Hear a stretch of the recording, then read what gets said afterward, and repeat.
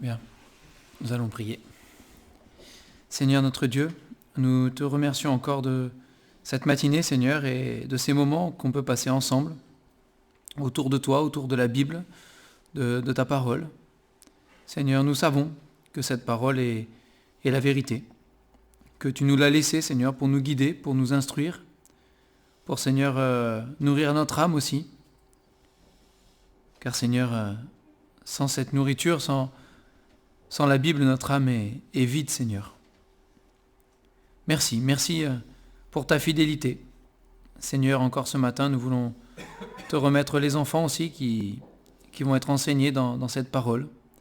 Que ce ne soit pas juste de la connaissance, Seigneur, mais que ça puisse changer leur vie, comme tu changes la nôtre.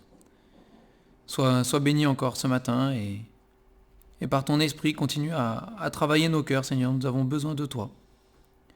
Nous te bénissons et nous t'adorons. Au nom du Seigneur Jésus. Amen.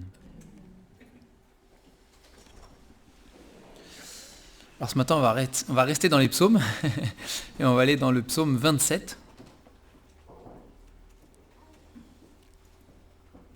Psaume 27.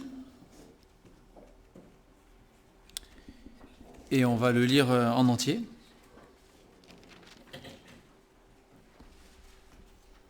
Donc là encore, c'est un psaume de David.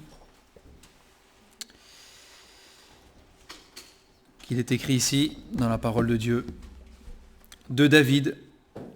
L'Éternel est ma lumière et mon salut. De qui aurais-je crainte ? L'Éternel est le soutien de ma vie.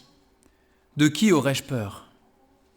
Quand des méchants s'avancent contre moi pour dévorer ma chair, ce sont mes persécuteurs et mes ennemis qui chancellent et tombent.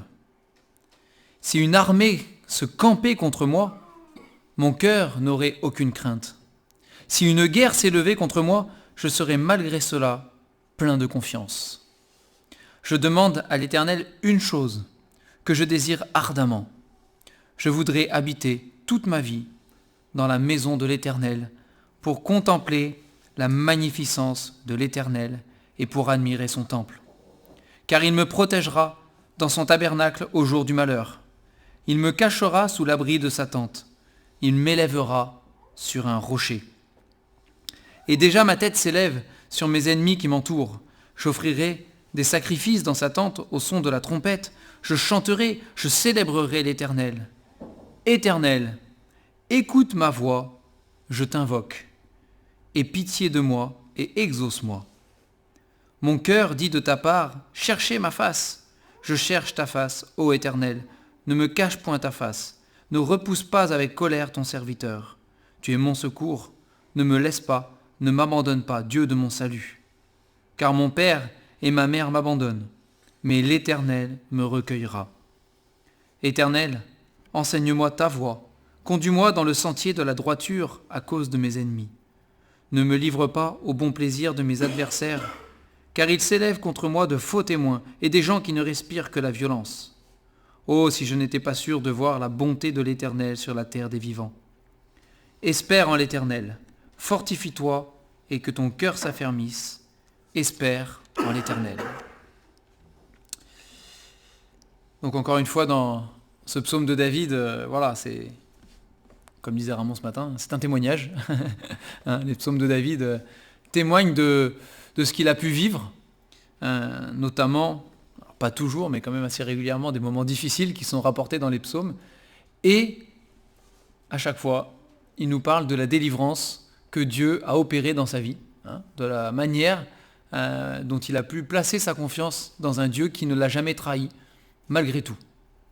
Alors, il n'a pas vécu des choses faciles, encore une fois, mais malgré tout, et malgré les circonstances, à chaque fois qu'il témoigne, et dans tous ses psaumes, David répète la même chose. Dieu ne l'a pas trahi. Il n'a pas trahi sa confiance. Dieu ne l'a pas abandonné.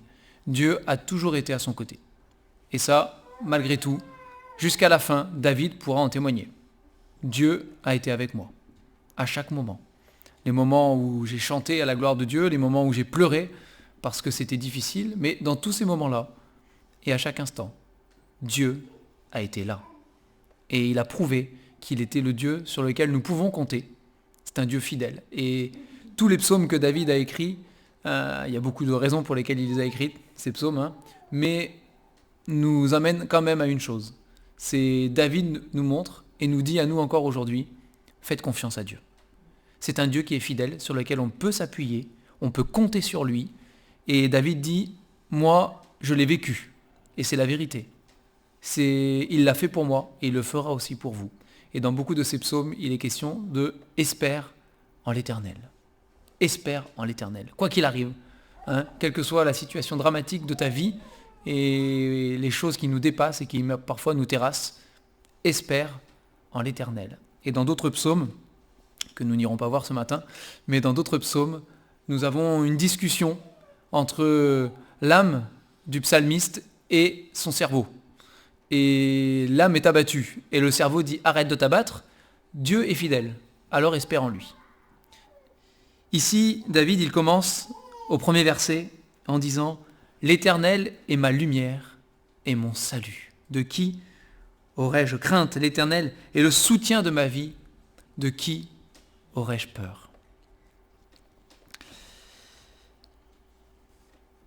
Quelles que soient les époques à laquelle l'homme a pu vivre, des craintes et des peurs, il y en a toujours eu, et il y en aura toujours. Alors, on a l'habitude de dire qu'on vit aujourd'hui dans un climat d'insécurité, mais c'est pas d'aujourd'hui, ça a toujours été, parce que l'homme a toujours été pécheur et mauvais, depuis la chute, depuis qu'Adam et Ève ont désobéi à Dieu et que le péché est entré dans le monde. Quelques années après, Caïn a tué Abel. C'était déjà l'insécurité. Ça a toujours été, parce que le cœur de l'homme, et c'est ce que dit la parole de Dieu, et nous le savons, parce qu'elle le proclame, le cœur de l'homme est méchant et tortueux par-dessus tout. Et c'est quelque chose avec lequel nous devons vivre. Nous vivons et nous vivrons toujours avec des craintes et des peurs. Nous avons cela dans notre cœur aussi, c'est comme cela. Mais le psalmiste ici dit que Dieu, quand on place sa confiance en Dieu, quand on connaît l'Éternel, eh bien ça change tout. Ça change complètement tout. Parce que oui, il y aura peut-être des craintes et des peurs autour de nous, mais en se rappelant, et c'est ce que le psalmiste fait régulièrement dans ses psaumes, en se rappelant de l'Éternel et de la bonté de Dieu, il se dit non. Je ne vais pas me laisser abattre par ma peur et par ma crainte. Je vais relever la tête. Je vais me redresser. Et avec l'Éternel, je vais continuer à avancer, malgré tout. C'est alors pas toujours facile d'avoir du courage, c'est vrai. Et le psalmiste le dit aussi par ailleurs, et la parole le dit bien des fois. Parfois, nos cœurs sont défaillants, et nous sommes faibles, et nous sentons que nous sommes faibles. Et le Seigneur dit, ce n'est pas grave, parce que tu es faible, mais moi l'Éternel, je suis fort. Et l'apôtre Paul pouvait dire, quand je suis faible, que je suis fort. C'est dans ces choses-là, dans les choses où nous nous sentons trop petits, dépassés, complètement, eh bien, en faisant confiance à l'Éternel, Dieu agit dans nos vies. Et alors, ça change tout. Ça change tout. Et ici, il dit, voilà, l'Éternel, c'est sa lumière et son salut. Je ne sais pas si vous êtes déjà arrivé d'être perdu dans le noir, complètement. Je ne parle pas d'une partie de cache-cache, mais d'être vraiment perdu dans le noir, ou de se retrouver tout d'un coup sans lumière. On n'aime pas trop ça quand même.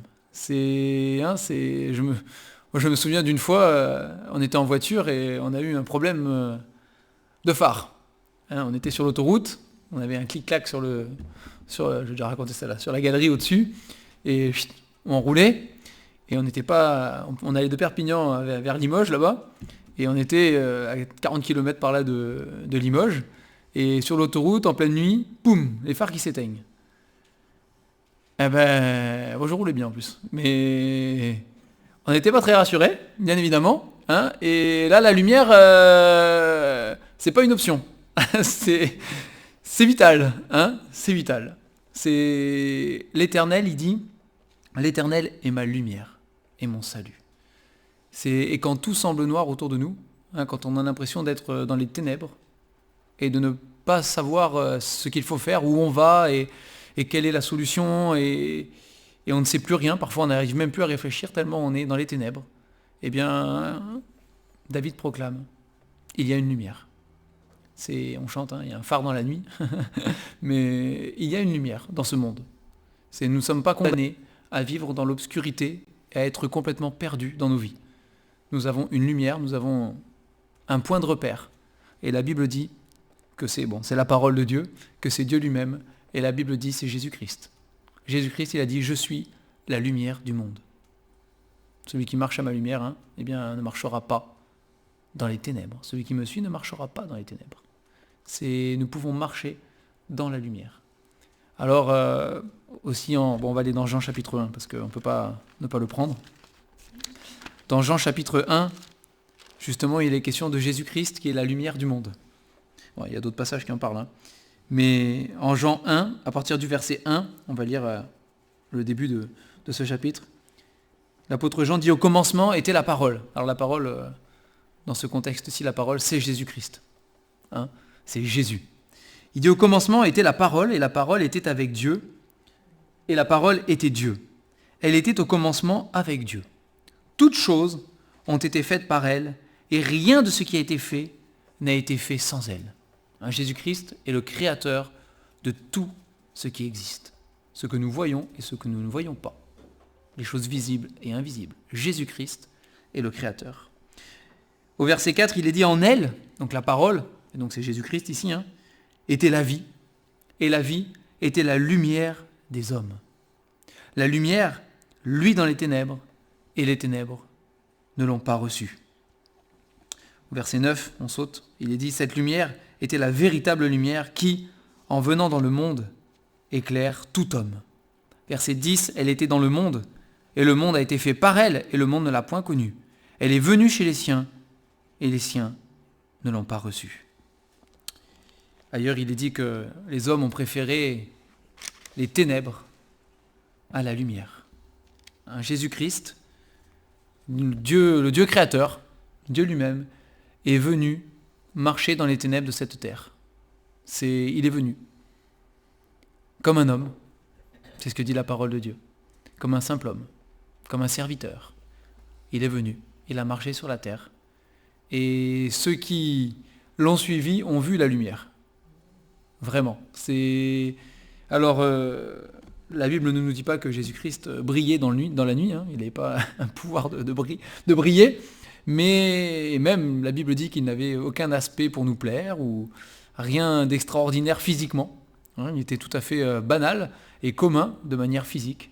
Mais encore une fois, quand il ouvrait la bouche et qu'il commençait à parler de la part de Dieu, alors là, ça brillait. C'est les cœurs qui écoutaient la parole de Dieu brillaient. Ils savaient, celui qui parle là, ce n'est pas un homme. Et c'est le témoignage qui a été rendu, jamais homme n'a parlé comme cet homme. C'est impossible. Il brillait là pour le coup. Les gens étaient captivés parce que c'était la parole de Dieu. Il était lui-même la parole et il portait la parole et il a brillé. Et ceux qui ont décidé de le suivre à l'époque et jusqu'à aujourd'hui encore, ceux qui continuent de décider, ceux qui encore aujourd'hui décident de suivre Jésus-Christ, marchent à sa lumière. Ils marchent dans la lumière. Ils sont guidés. Ils ne sont pas perdus. L'apôtre Paul, dans le livre des Actes, il dit que Dieu, dans les temps passés et les temps d'ignorance, a laissé les hommes tâtonner, un peu dans les ténèbres, comme ça. Mais quand ça a été le moment, Jésus-Christ est venu. Et alors le monde a été éclairé. La chose, nous dit la parole, c'est que malheureusement, beaucoup de ceux qui sont éclairés ne viennent pas à la lumière. Ils préfèrent rester dans les ténèbres. Parce qu'ils préfèrent leur péché, leur vie, parce qu'ils préfèrent contrôler leur vie plutôt que de la céder à un Dieu créateur à qui ils devront rendre des comptes. Alors c'est un mauvais raisonnement. Le Seigneur Jésus a dit « Prenez mon joug sur vous, il est doux, je suis humble de cœur, je suis un maître bon, en fait. » Mais néanmoins, les hommes ont préféré leur méchanceté, leur péché, et vivre au contrôle eux-mêmes de leur vie. Alors, la Bible dit que malheureusement, beaucoup d'hommes ont préféré les ténèbres à la lumière. Et ce matin encore, à travers la parole de Dieu qui vous est annoncée, vous êtes en présence de la lumière, vous êtes en présence de Jésus-Christ. Il est là et il demande à ce que chacun d'entre nous, ici présents, nous le suivions. Non pas en groupe, non pas collectivement, mais individuellement et personnellement. C'est un choix personnel. Après, on peut décider à plusieurs de le suivre, mais c'est avant tout et premièrement un choix personnel et c'est le mien. Et le Seigneur Jésus encore ce matin vous invite. Si votre vie est dans l'obscurité, si vous avez l'impression d'être dans les ténèbres et d'être perdu, alors sachez que Jésus est la lumière et que lui viendra vous chercher et qu'il veut que vous le suiviez, que vous l'accompagniez et que vous puissiez marcher avec lui. Il sauvera votre vie, il sauvera votre âme. C'est ce qu'il dit ici, hein. L'Éternel est ma lumière et mon salut. Hein. Il est celui qui peut vous sauver, celui qui peut pardonner, encore une fois on le répète, mais vos péchés. Tous vos péchés, quels qu'ils soient. C'est quelle qu'en soit la quantité, le nombre, la gravité ou je ne sais quoi, tout. Le Seigneur Jésus sur la croix a donné sa vie parce qu'il vous aimait, parce qu'il voulait vous sauver. C'est ce qu'il a fait. Il a dit, je meurs pour toi, je meurs à ta place. Tu mérites, à cause de tes péchés, d'être frappé et condamné, mais moi je suis frappé et condamné à ta place. Crois cela. Demande pardon et crois cela.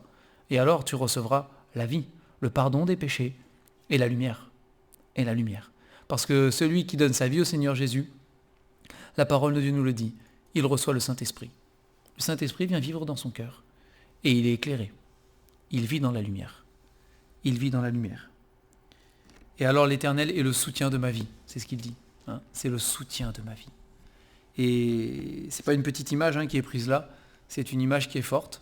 Bien souvent dans les psaumes, il est question du rocher, que Dieu est un rocher, que Dieu est un roc solide, immuable. Ailleurs, il est pris aussi dans les psaumes, il est pris l'image, on le sait, de la forteresse. Dieu est pour moi une forteresse. C'est le rocher des siècles, qui passe et qui défie les générations et le temps qui passe. Le rocher est là, il est solide et il reste le même. Et c'est dans ce sens-là que David dit ici, l'Éternel est le soutien de ma vie. Il est le socle de ma vie. Il est la fondation de ma vie. Encore une fois, même le Seigneur Jésus a repris cette image. Quand il parle de deux constructions qui sont faites. Il y a le sage qui va construire sa maison sur du roc. Et il y a le fou qui va construire sa maison sur du sable. Et effectivement, à la première intempérie assez sérieuse qui arrive, la maison sur le sable, elle ne tiendra pas. La fondation, c'est pas une bonne idée. Mais la maison qui est sur le roc, elle sera peut-être un peu secouée. Parce que il y a du vent, ça claque les volets. Mais malgré les secousses, elle tiendra. Parce qu'elle est bâtie sur le roc. Et le Seigneur Jésus dit, celui qui bâtit sur le roc, c'est celui qui entend ma parole et qui la met en pratique. C'est celui qui obéit, celui qui me suit. Celui qui marche avec moi et qui vit pour moi. Et une autre image que le Seigneur Jésus prend, il dit aussi qu'il est un bon berger, n'est-ce pas? Il est le bon berger. Il n'est pas un bon berger, pardon. Il est le bon berger, par excellence. Et il dit que ces brebis, il les tiendra dans sa main. C'est le soutien de leur vie. Il les tiendra dans sa main. Et il rajoute, personne ne pourra les enlever de là. C'est impossible. Personne. Il n'y a aucune puissance qui puisse exister dans ce monde, ou même dans le domaine spirituel. Il n'y a aucune puissance qui puisse exister, qui puisse nous arracher de la main de Jésus-Christ. Et c'est ce que dit David ici. Il est le soutien de ma vie. Ma vie est entre les mains de Dieu. Et personne ne peut m'arracher de là.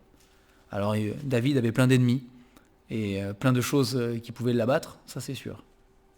Mais il savait que même si ça secouait un peu, il resterait dans la main de Dieu. Il est son salut, il est son soutien, il est sa lumière. Et c'est pour ça qu'au verset 3, il y a cette belle déclaration de foi.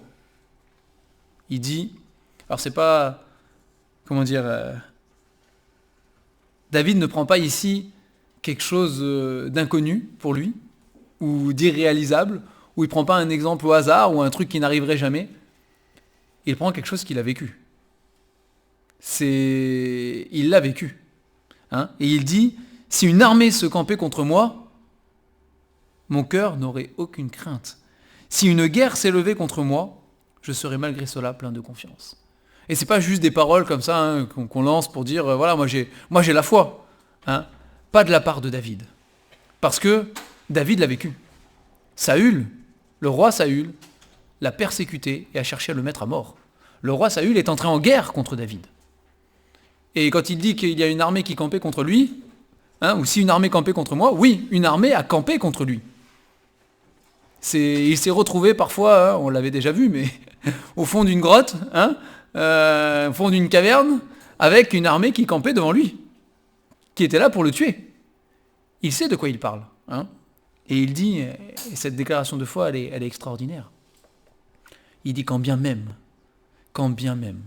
je serai dans une impasse, avec tout contre moi, avec le monde entier contre moi. Moi, il dit, mon cœur, il n'aurait aucune crainte. Et David c'est pas un super-héros, c'est pas un surhomme, il est comme nous. Vous savez, en parlant d'Élie, il est dit, c'est un homme de la même nature que nous. C'est pareil pour David, c'est pareil pour tous les autres. Par contre, il avait confiance en Dieu. De la même manière que quand il a avancé contre Goliath, il savait. Celui qui m'a délivré du lion et de l'ours me délivrera du Philistin. Mais c'est la confiance. Quelle belle déclaration de David là. Verset 4. Il dit, moi, je demande une chose. Si j'ai une chose à demander, je demande une chose à l'Éternel. Je voudrais habiter toute ma vie dans la maison de l'Éternel. Ne pas sortir de la maison de l'Éternel. Il était obligé, il avait des responsabilités, il avait des choses à faire. Mais au fond de son cœur, il dit, là où je suis le mieux, et là où je me sens bien, là où je me sens en sécurité aussi, parce qu'il y a cette question de protection, il le dit au verset d'après, au verset 5, car il me protégera. C'est là où je me sens le mieux et le plus en sécurité, c'est dans la maison de l'Éternel. La maison de l'Éternel, alors, à l'époque de David, ils avaient le tabernacle, ils avaient le tabernacle, et voilà, ça symbolisait la présence de Dieu parmi le peuple, bien évidemment. Et Dieu lui-même le dit, il n'habite pas juste dans une tente, il est le Dieu des cieux, il remplit toute la terre, il habite partout.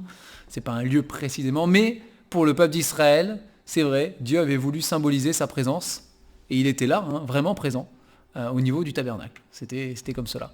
Et David dit là, c'était, on va dire, l'endroit le plus proche physiquement où on pouvait être de Dieu pour le peuple à ce moment-là. Et donc David dit là, moi je voudrais habiter là. Je voudrais rester là. Pas de palais, je voudrais habiter là tout le temps. Et rester là, à l'abri, près de Dieu. Près de Dieu. Et ça doit être aussi le désir de nos cœurs. Alors, il n'y a plus de temple ou de tabernacle. La parole de Dieu nous a révélé par Jésus-Christ d'autres choses aussi, ou a confirmé et développé d'autres choses qui déjà à l'époque pouvaient se pressentir. Mais la parole de Dieu dit que tous ceux qui ont accepté Jésus-Christ sont le temple de Dieu. Nous sommes une habitation de Dieu en esprit. C'est quelque chose. C'est partout où nous sommes. Normalement, voilà, nous sommes le temple qui se déplace. C'est Dieu vit dans nos cœurs. Et c'est quelque chose d'encore plus grand que d'avoir un tabernacle avec un lieu très saint, où il y a la gloire de Dieu qui est posée. Encore plus grand que ça. Dieu vient vivre dans nos cœurs. C'est par le Saint-Esprit. C'est ce que dit la parole. Et ça, c'est merveilleux. Et chaque jour de nos vies, nous avons peut-être ce désir encore aujourd'hui, mais nous pouvons le vivre parce que Dieu vit dans nos cœurs. Il est avec nous tous les jours. Au verset 5, il me protégera dans son tabernacle au jour du malheur, il me cachera sous l'abri de sa tente, il m'élèvera sur un rocher. Voilà, on rejoint l'idée du soutien de ma vie. Dieu est un abri. Je peux me réfugier. Et combien de fois David s'est réfugié en Dieu? Combien de fois? Et combien de fois nous-mêmes, si nous connaissons le Seigneur, combien de fois nous-mêmes nous nous sommes réfugiés en Dieu? Il n'y avait aucun abri dans ce monde qui pouvait nous cacher et nous abriter de manière sûre. Toutes les choses que propose ce monde, non, c'est faillible. C'est faillible. Mais en Dieu, nous avons pu trouver un refuge. Un refuge, un sacré refuge. Le meilleur des refuges. Un refuge qui ne trahit jamais. Et un refuge qui est solide. Et qui demeure éternellement même. Éternellement. Alors j'avance, mais au verset 8, David exprime ce qu'il y a dans son cœur. Il dit, Mon cœur dit de ta part, cherchez ma face. Je cherche ta face, ô Éternel, ne me cache pas ta face. David avait dans son cœur une petite voix, je ne sais pas comment vous voulez l'appeler, mais son cœur poussait David à chercher Dieu. C'est dans ses détresses, dans ses moments de solitude peut-être, d'angoisse ou je ne sais quoi, il avait dans son cœur quelque chose qui le poussait à aller vers l'Éternel. La Bible nous dit dans l'Ecclésiaste que Dieu a planté dans le cœur de l'homme la pensée de l'éternité. Et Dieu parle, parce que c'est cela, Dieu parle au cœur des hommes. Dieu parle. Nous, on fait notre vie chaque semaine qui est bien remplie et on avance. Et voilà, et on côtoie plein de gens qui vont à droite, qui vont à gauche. On les voit vivre de loin parfois de près quand on les côtoie. Et puis voilà, on ne pense pas toujours à toutes ces choses. Mais la vérité, c'est que Dieu veut que tous les hommes soient sauvés. C'est ce qu'il proclame dans la parole. Dieu veut que tous les hommes soient sauvés et parviennent à la connaissance de la vérité. Et pour faire cela, si nous parfois on est un peu paresseux, oublieux ou négligents, Dieu ne l'est pas. Et Dieu travaille. Et Dieu parle au cœur des hommes. Dieu a planté des choses dans les cœurs des hommes. Des désirs de le chercher. Des désirs de le trouver. Après, par la vie que nous avons et par les choix que nous faisons, parfois, voilà, l'humanité fait taire ses voix. Mais Dieu est là. Et il parle et il est fidèle. Et il sera fidèle jusqu'à la fin du monde pour le faire. Ça, on peut compter sur lui. Il l'a fait pour chacun d'entre nous, il continue à le faire pour l'humanité, d'une manière ou d'une autre. Et donc Dieu plante ses désirs dans le cœur des hommes. Désir de le chercher. Désir de s'interroger sur lui, de se poser des questions. Désir de creuser. C'est ce qui est dans le cœur de l'homme. Alors parfois ça ne se voit pas dans ceux que nous côtoyons et on aimerait qu'ils viennent au Seigneur et ça ne se voit pas. Ça, c'est entre eux et Dieu. Ça ne nous regarde pas. C'est du domaine de l'invisible. Ce n'est pas du domaine du visible. C'est autre chose. Mais Dieu le fait. Dieu le fait. Et il le fera jusqu'au bout. Parce que Dieu n'abandonne pas. Et ici, le psalmiste, juste après, donc au verset 9, il dit « Ne me cache pas ta face, ne repousse pas avec colère ton serviteur. Tu es mon secours, ne me laisse pas, ne m'abandonne pas, Dieu de mon salut. » Et au verset 10, il dit « Mon père et ma mère m'abandonnent. Mais l'Éternel me recueillera. » Ce beau verset-là. Nous ne pouvons pas compter sur les hommes, au-delà d'un certain point. Il y a des choses que des hommes ne pourront jamais faire pour nous. Les hommes sont limités. Et même dans nos relations humaines les plus profondes et les plus solides, il y a des limites, parce que nous sommes humains. Et surtout parce que nous sommes pécheurs. Et parfois, oui, il y a des parents qui abandonnent leurs enfants même pour réellement. Mais Dieu n'est pas ainsi. Et c'est ce qu'il dit ici. Dieu, lui, et quand Jésus est venu sur la terre, il est venu nous révéler le Père, mais le Père parfait. Jamais, jamais il n'abandonne son enfant. Jamais. C'est impossible. Ça ne fait même pas partie d'une possibilité parce que ça n'est pas dans la nature même de Dieu. Dieu est fidèle, c'est ce que proclame la Bible, la fidélité de Dieu. Et jamais cette fidélité ne sera prise en défaut. Dans toute l'histoire de l'humanité. Elle peut durer encore des millénaires, je ne pense pas, mais même si elle durait encore des millénaires, jamais dans l'histoire de l'humanité, la fidélité de Dieu ne pourrait être prise en défaut. J'aime beaucoup ce verset qui dit « Beaucoup d'hommes proclament leur bonté, mais un homme fidèle, qui le trouvera ?» Qui le trouvera ? C'est facile de dire qu'on est bon, on est généreux, tout ça, mais dans le temps et dans l'expérience et dans la durée, qui peut trouver un homme réellement fidèle ? C'est quelque chose. Et là, le psalmiste, il dit voilà, les hommes, même ceux qui me sont les plus proches, mon père et ma mère, la chair de ma chair, m'abandonnent. Mais il y en a un qui me recueillera toujours, qui sera toujours là pour moi. C'est l'Éternel. C'est l'Éternel. C'est le Dieu de la Bible. C'est le Dieu créateur. C'est Jésus-Christ. celui qui est venu nous chercher, qui a prouvé qu'il nous aimait, parce qu'il a donné sa vie pour nous. Il a prouvé qu'il serait toujours là. Toujours là. Alors, on va aller aux deux derniers versets pour conclure.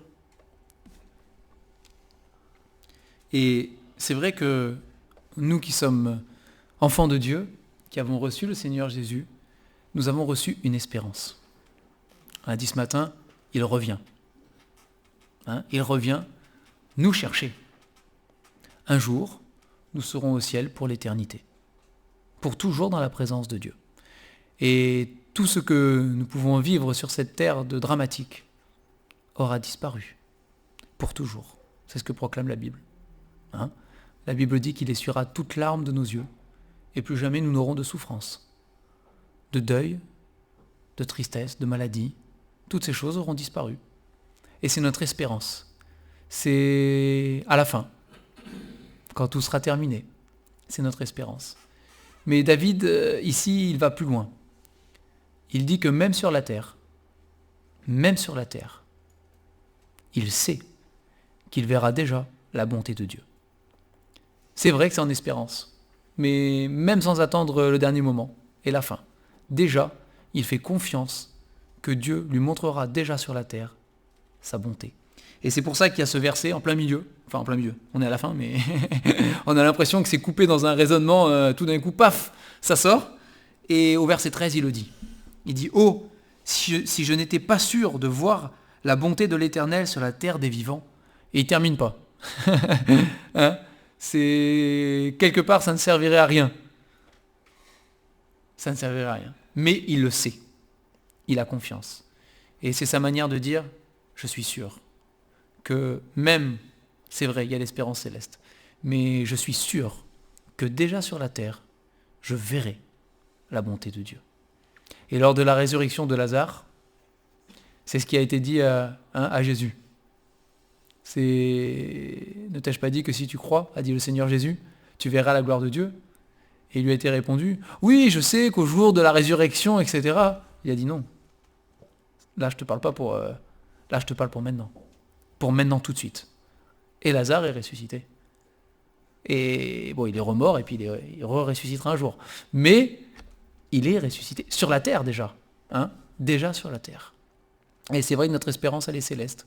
Mais elle est aussi connectée à la vie que nous vivons. Aujourd'hui. Les semaines que nous passons, les mois que nous passons, les années que nous passons. Notre espérance, elle est connectée avec la réalité de notre vie. On ne vit pas la tête dans les nuages déconnectés du reste. Dieu est un Dieu qui agit et qui intervient dans notre vie aujourd'hui. Ses promesses sont valables pour l'éternité, mais elles sont quand même valables au quotidien. C'est pas juste un jour, c'est maintenant que le Seigneur est vivant, et qu'il est vrai, et qu'il agit. Et c'est ce qu'il dit ici. Et c'est pour ça qu'au verset 14, là il parle à son âme, si vous voulez, son intelligence, son cerveau parle à son âme, mais il dit « espère en l'Éternel ». C'est « espère en l'Éternel ». Fortifie-toi et que ton cœur s'affermisse. Espère en l'Éternel. Alors, j'imagine que il aurait pu écrire encore beaucoup dans ce psaume. Il a écrit d'autres psaumes du coup. Mais il y aurait beaucoup. Mais quelque part, une fois qu'il a dit ces deux derniers versets, il a tout dit. Il a tout dit. C'est « Je m'attends à toi, Seigneur. Moi, je ne sais pas. Les hommes autour de moi, je ne sais pas. Mais toi, Seigneur, je sais. En toi, je peux placer toute ma confiance. Et tu seras ma lumière. Tu seras mon salut. Tu seras mon soutien, mon abri, mon rocher, ma forteresse. Tu seras mon berger aussi. Mais toutes ces choses, tu le seras. Dès aujourd'hui. Dès maintenant. Parce que tu es le Dieu qui tient ses promesses et sur lequel on peut compter. On va prier pour terminer. Seigneur, ce matin encore, nous te disons merci. Merci pour ta parole. Merci pour la lumière qu'elle vient apporter à nos âmes. Et Seigneur, ce matin, je te prie pour que, si certains parmi nous ont l'impression de vivre dans des ténèbres, Seigneur, et d'être perdus, qu'ils puissent venir à ta lumière, Seigneur. Qu'ils puissent venir à toi. Non pas à une église, non pas à un homme, mais à Jésus-Christ, au Dieu vivant et vrai. Qu'ils puissent recevoir de toi, Seigneur, le pardon des péchés et la paix, la bonté, l'espérance, tout ce que toi tu peux apporter à un cœur et que l'homme ne peut pas. Seigneur, continue à te révéler, continue à éclairer nos ténèbres, Seigneur. Parce que, Seigneur, c'est vrai que si tu n'es pas dans nos vies, nous marchons à l'aveugle, Seigneur, et nous sommes perdus. Je te rends grâce, Seigneur, de ce que tu es un Dieu plein de bonté et de fidélité, qui se renouvelle chaque matin envers l'humanité entière. Nous te rendons grâce, notre Dieu, de parler au cœur de cette humanité et d'attirer des âmes à toi. Seigneur, oui, avec David, nous voulons dire que tu es notre lumière et notre salut, que tu es le soutien de nos vies et que nous ne craignons pas ce que peut nous faire un homme ou ce monde, parce que nous savons, comme le proclamait l'apôtre Paul, nous savons en qui nous avons cru. Et nous savons qu'avec toi, Seigneur, nous sommes gardés dans notre âme et que nous pouvons te faire confiance, Seigneur. Nous te bénissons encore ce matin. Seigneur, oui, révèle-toi à chacun d'entre nous, s'il te plaît. Et oui, Seigneur, que nous puissions, dans notre vie au quotidien, chaque jour, Seigneur, vivre avec toi et de toi, au nom du Seigneur Jésus. Amen.